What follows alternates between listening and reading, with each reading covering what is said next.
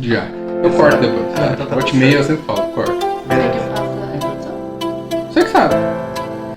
Olá, bom dia, boa tarde, boa noite, independente do horário que esteja vendo esse vídeo. Nós somos os alunos Marcos Roger e Vitória. Aqui temos o nosso convidado de hoje, que é o Léo. Vamos chamar de Léo, psicanalista, que é como tá salvo no nosso contato. E esse é mais um episódio do nosso projeto integrador, que o tema é o elefante na sala. Então, quem é você, Léo? Olá, muito prazer. Meu nome é Leonardo. Eu sou psicólogo clínico. Eu me formei há 2 anos pela FATEC. Eu sou especialista em psicologia jurídica e faço uma pós-graduação em fundamentos da psicanálise pelo Instituto ESP. E um pouco do trabalho que eu tenho feito nesse período com a clínica e também de leituras, de estudo das obras de Freud e do Lacan. Já montou algumas perguntas prévias, né? Certo. Mas eu vou ler bonitinho, mas provavelmente a gente vai desmontando isso ao longo do vídeo, tá bom, Sem gente? problema. Mas, Léo, pra você, como um psicanalista, né? Pode dizer que é um psicanalista. Espero que sim. Se no futuro provavelmente já vai ser, né? Sim. Ou já está em processo.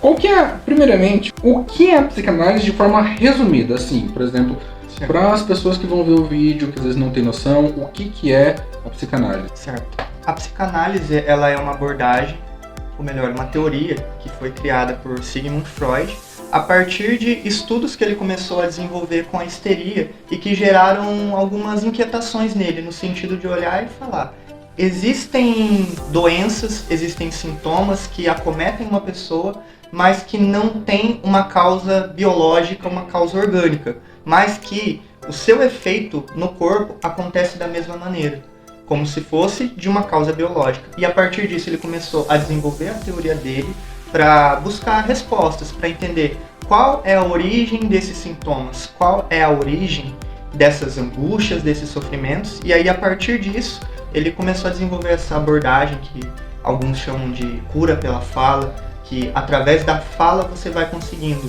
chegar à origem de alguns traumas, de alguns sintomas que acabam ficando reprimidos, para conseguir entender o porquê que aqueles sintomas aparecem e a partir disso começar a ir direcionando o trabalho. Entendi. Na sua visão, dado o Certo. seu contexto de vida, o que você já estudou, até mesmo não, mas somando tudo, Certo. qual que seria, porque o tema, caso no vídeo passado a gente já explicou um pouco, o tema do projeto a gente vai falar sobre sexo de forma social, forma biológica, vamos trazer de várias formas. Certo. Mas a palavra sexo até mesmo já explicou, né, o que seria o sexo, né, já desmembramos isso, o que é o sexo, o que é sexo, relação sexual, sexualidade, desmontamos um pouco disso. Qual a visão do sexo para você, né, no seu indivíduo? Psicanálise e Certo. da psicologia ali. No Certo. geral. Eu vou trazer um pouco dessa visão dentro da psicanálise, que eu acredito, a gente costuma brincar que numa determinada altura a visão da nossa teoria, da nossa abordagem acaba se aproximando muito da nossa visão. Um dos pontos que é importante para a gente conseguir definir essa questão do sexo é fazer a diferenciação entre sexualidade e sexo. Se a gente for falar o sexo no cru, no literal, vamos dizer assim, é o ato sexual que concerne na penetração ou atos preliminares, vamos dizer assim. E a sexualidade é o processo que envolve todas as questões para além do ato em si. O que leva uma pessoa a se identificar, seja como homem, como mulher, o que leva uma pessoa a desejar outra pessoa sexualmente e como essa pessoa desenvolve a sua personalidade e a sua forma de se relacionar a partir da sexualidade. Entendi. Então, a partir disso, por exemplo, dá para trazer uma questão social, por exemplo, antes disso, que é o pontapé inicial, que seria a questão da virgindade, né? Sim. Qual que é o impacto disso de uma forma social, até mesmo de uma forma psicanalítica, né? Sim. Qual que é o impacto disso? Seja no indivíduo, seja na sociedade, da questão da virgindade, né? Certo. Com relação à questão da virgindade, a gente pode pensar tanto na questão da psicanálise como no geral também, que essa questão ela vai estar muito implicada a partir de 2 perspectivas muito gerais, que vão envolver a questão cultural, que a pessoa está envolvida, que ela está relacionada, que ela está inserida no ambiente cultural, e também a questão de gênero, para como aquele ambiente cultural entende a sexualidade, entende também a questão da virgindade e como aquilo é falado. Por exemplo, se a gente pensar na questão cultural, a gente pode pensar em grupos como a família, a escola, igrejas, grupos sociais que, por exemplo, um adolescente na escola quer fazer parte. Como esses grupos entendem a questão da virgindade? Por exemplo, vão existir grupos sociais que vão olhar a questão da virgindade como um tesouro, algo que tem que ser preservado, aquela coisa do se guardar para o casamento. E vão existir grupos que vão olhar e falar, não, você é careta, você tem que perder logo isso para você ser descolado, você tem que fazer parte do nosso grupo, você tem que vivenciar isso.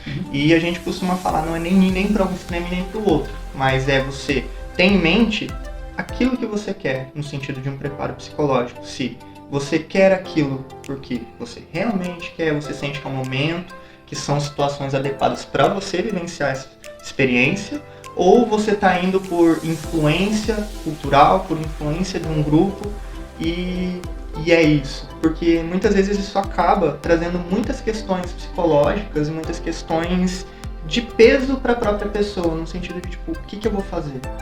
O que vai acontecer? Como é que vai ser depois que acontecer? As nossas escolhas não seriam uma junção de tudo isso? Nós nos sentirmos prontos ou não seria essa questão?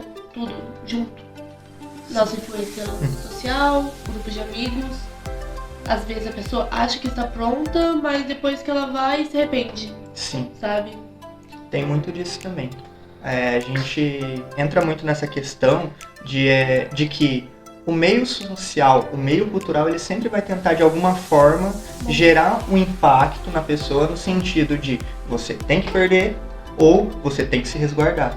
E aí entra o trabalho tanto do psicólogo, do psicanalista, ou mesmo das pessoas que conseguem ter essa visão de olhar e falar, olha, existe um tempo certo, existe um momento apropriado, não falando no sentido, esperar até determinado tempo, mas tanto no desenvolvimento físico da pessoa, na questão corporal, na questão dos cuidados também psicológicos, você entende o que representa a perda da virgindade, você sabe o que isso pode trazer para você de bom ou de ruim depois disso, e aí começar a ir trabalhando essas questões. E um outro ponto também que tinha comentado que gera muito essa influência é a questão de gênero, que entra em como a cultura olha para a virgindade para ambos os gêneros, tanto para o homem quanto para a mulher, que muitas vezes em algumas culturas, em alguns grupos, se uma mulher às vezes pode olhar e falar que é virgem, algumas pessoas vão falar, nossa, que isso, uau, joia rara, preciosa.